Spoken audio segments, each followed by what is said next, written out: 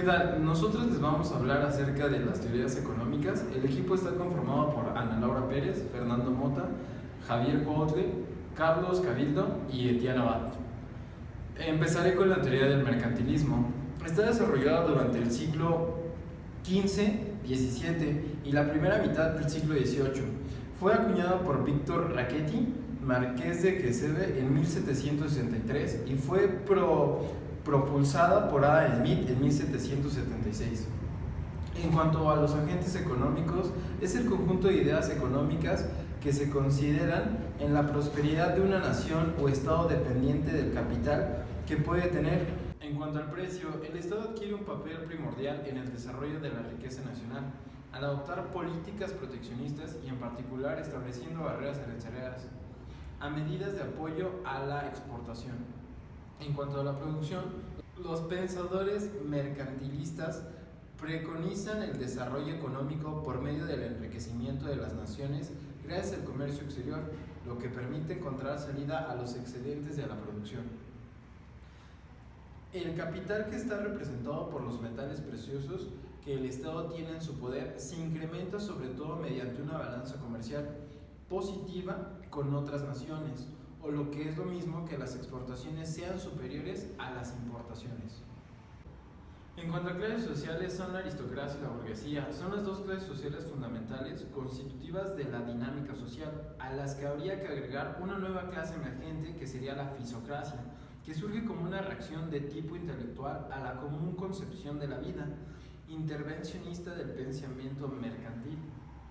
Ahora les hablaré de la fisocracia. La fisocracia o fisiocratismo era una escuela de pensamiento económico del siglo XVIII, fundada por Francois Quesnay en Francia.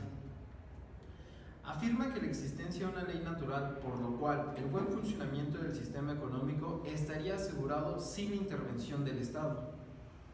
El valor de la doctrina fisocrática se analiza desde un enfoque histórico, analítico, que considera tanto la realidad francesa de la mitad del siglo XVIII como el examen interno de la doctrina, partiendo de la contundente oposición de los contemporáneos franceses. Se revisan críticamente las tres áreas del sistema fisocrático: el marco filosófico-político, el análisis económico-teórico y las máximas principales del gobierno económico.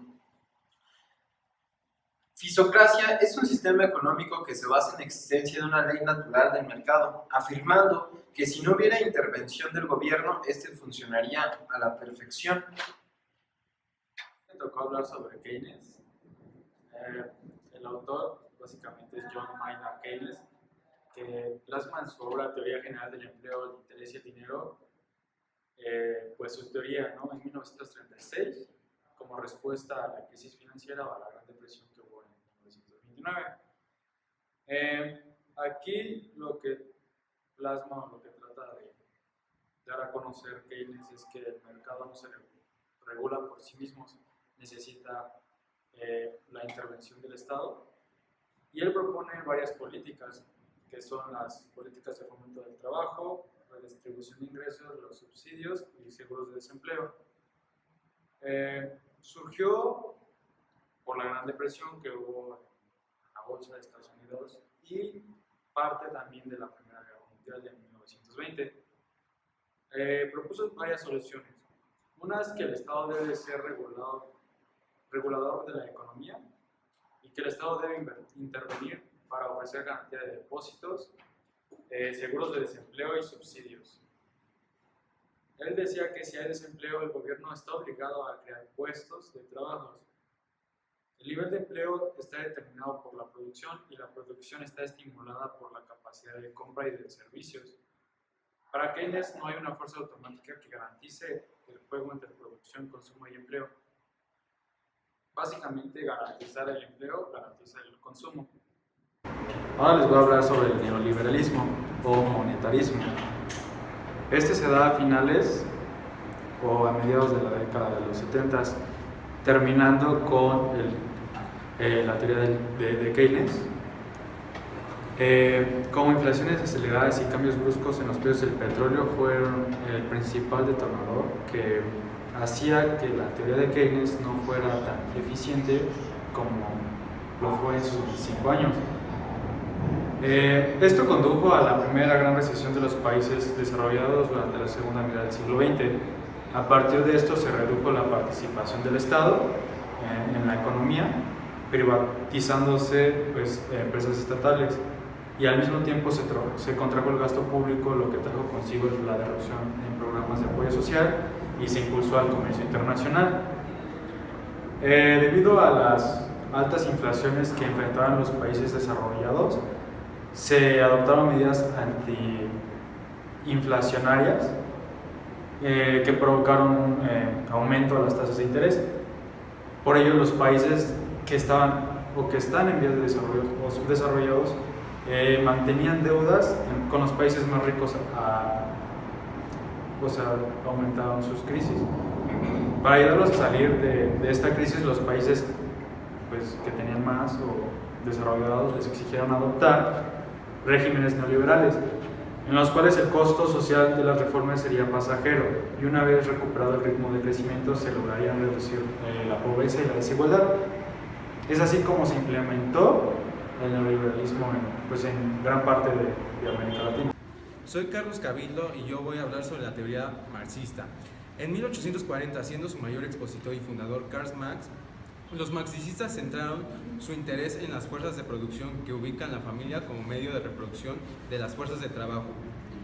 Es una teoría de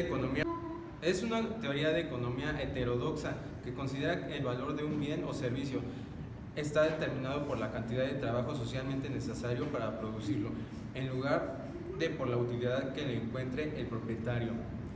La propiedad de los medios de producción, según la teoría marxista, determina la posición dominante de la burguesía en el modo de producción capitalista.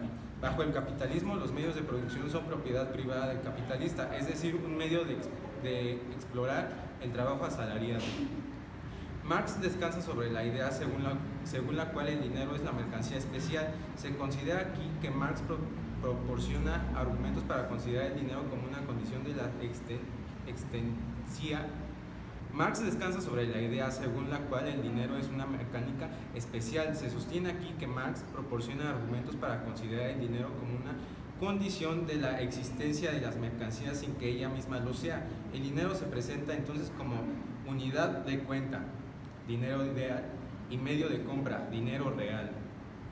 Lo que también se llama economista se refiere al aumento de disponibilidad no solo de los bienes de capital propiamente dichos, máquinas, plantas, etcétera, sino también de capital financiero y de capital humano, educación, capacitación, desarrollo profesional, experiencia, etcétera. Este aumento de capital se basa en el ahorro, la inversión, que debidamente utilizados, empresarialmente bien invertidos, produce un aumento de la riqueza de la sociedad.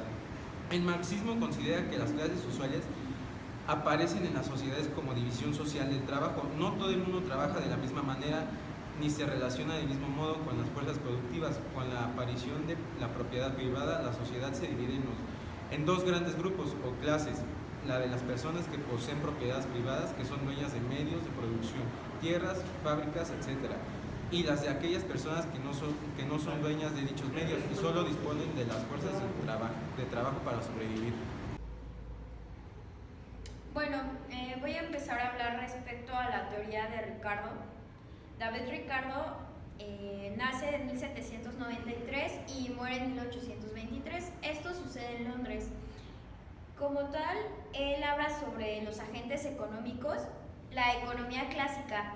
Habla prácticamente de incrementos para el déficit público, el cómo aumentar gastos y estimular la demanda, y sobre todo las empresas cómo es que tienen la adquisición del capital. En cuanto a el precio, Ricardo nos dice sobre una teoría llamada equivalencia ricardiana.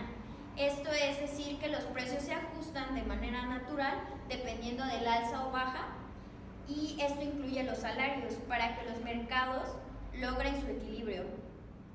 Por otra parte, en toma de decisión, hablando de la producción, él dice que la toma de decisión es una teoría de valores, cantidad de trabajo para producción de mercancía y es necesario para una subsistencia.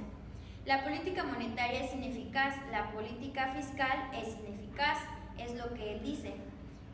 Es por esto que se pretende un acuerdo con Estado y economía.